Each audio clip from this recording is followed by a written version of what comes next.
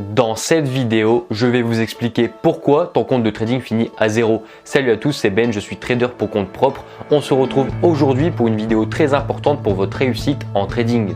Et bien sûr, si le contenu de cette chaîne te plaît, je t'invite à t'abonner. C'est parti! Alors pourquoi ton compte de trading finit à zéro et pourquoi tu n'arrives pas à être rentable sur les marchés? Premièrement, tu n'as peut-être pas la bonne stratégie ou bien même tu n'es pas formé correctement. Dans ces cas-là, je t'invite à visionner l'intégralité de ma formation gratuite disponible sur YouTube.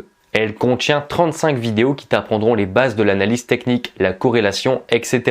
Tout pour avoir de bonnes bases solides sur les marchés. Et avant de vouloir devenir rentable sur un compte de trading en réel, je vous conseille de devenir rentable d'abord sur un compte de démonstration. Logique. Deuxièmement, tu considères le trading comme un casino. Oui, tu m'as bien entendu, les 90% des traders débutants prennent le trading comme un jeu d'argent. Alors pourquoi je dis ça? Tout simplement, quand vous allez prendre un trade, vous allez vous dire « Ok, ce trade je le sens bien, j'investis un peu plus que d'habitude ».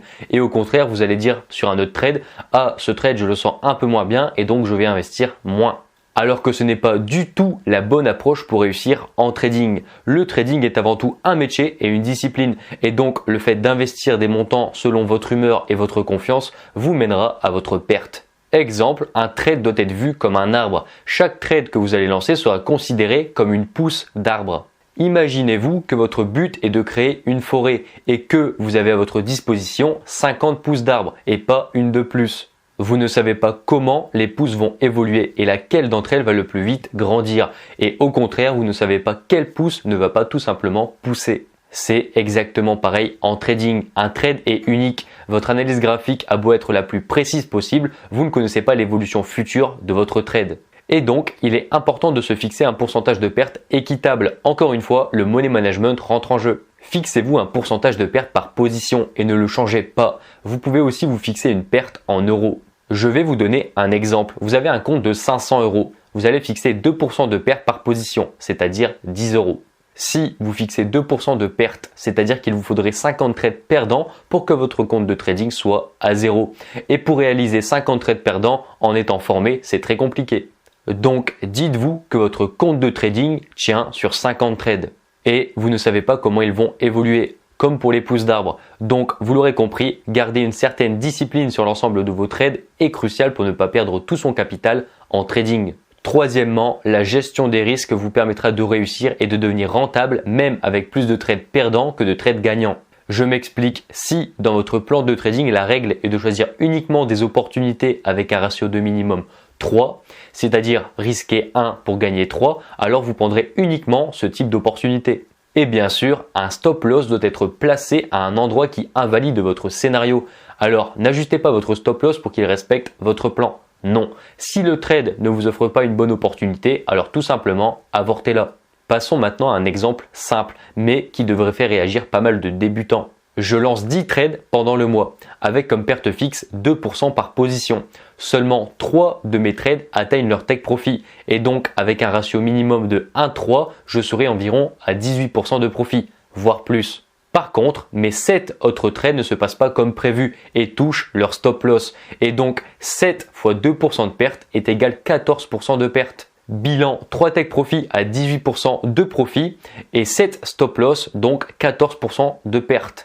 Donc oui, vous l'aurez compris, avec plus du double de trades perdants, je finis quand même mon mois en positif. Incroyable non? Voilà tout le secret d'une bonne gestion des risques. Et je vous encourage à adopter cette stratégie. Fixez-vous un ratio risque-récompense fixe et soyez fidèle et respectez-le. Quatrième chose à savoir, il faut impérativement te fixer un pourcentage de perte par semaine. Vous allez me dire, mais pourquoi est-il nécessaire de se fixer un pourcentage de perte par semaine? Tout simplement pour se discipliner et éviter les mauvaises semaines. Mais si tu sais le genre de semaine où aucun de tes scénarios se produit, où le marché va à contresens de toutes tes idées, oui, c'est dans ces moments-là qu'il est important d'avoir fixé des règles. Par exemple, moi, je m'autorise à effectuer maximum 3 stop loss par semaine. Et si, par exemple, la semaine prochaine, j'effectue 3 stop loss, je coupe directement ma plateforme de trading, mes graphiques et je reviens la semaine suivante.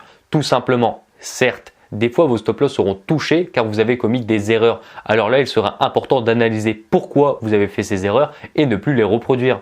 Mais généralement, le marché se déplacera comme il le souhaite et donc se fixer une perte par semaine augmentera encore votre temps de survie sur les marchés et même vous aidera pour la suite de votre réussite en trading. Je connais beaucoup de débutants qui n'ont aucune limite et sont prêts à encaisser un maximum de stop loss sur la même semaine.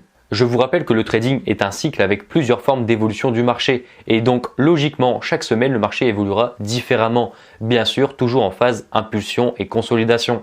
Mais je sais qu'avec du temps vous allez vite comprendre pourquoi il est important de s'adapter au marché et ne pas cramer un gros pourcentage de son compte sur une semaine. Voilà, j'espère que ces conseils vous aideront à devenir rentable sur la durée. Avant de clôturer cette vidéo, je vous invite à vous rendre sur ce site web pour ajuster efficacement votre stop loss. Par exemple, vous allez prendre position à l'achat sur la paire de devises NZD-CAD, dollar néo-zélandais face au dollar canadien et mon stop loss sera réglé sur 30 pips de perte. Et donc avec ces informations, vous allez ajuster votre lot à votre stop loss. Avec un lot de 0,05, vous respectez vos 2% de perte avec un compte à 500 €, donc 10 €. Parfait. Je vous conseille de mettre ce site en favori pour qu'à chaque prise de décision, vous respectez votre pourcentage de perte. Sinon, vous allez inévitablement amener votre compte de trading à zéro. Voilà, maintenant avant de partir, dites-moi en commentaire quelles sont les erreurs que vous commettez le plus souvent pour que moi, je prépare des vidéos adaptées à vos problèmes et je m'engage à faire tout mon possible pour vous aider. J'espère que la vidéo vous a plu. Si oui, n'hésitez pas à mettre un pouce bleu. Prenez soin de vous et bon trade.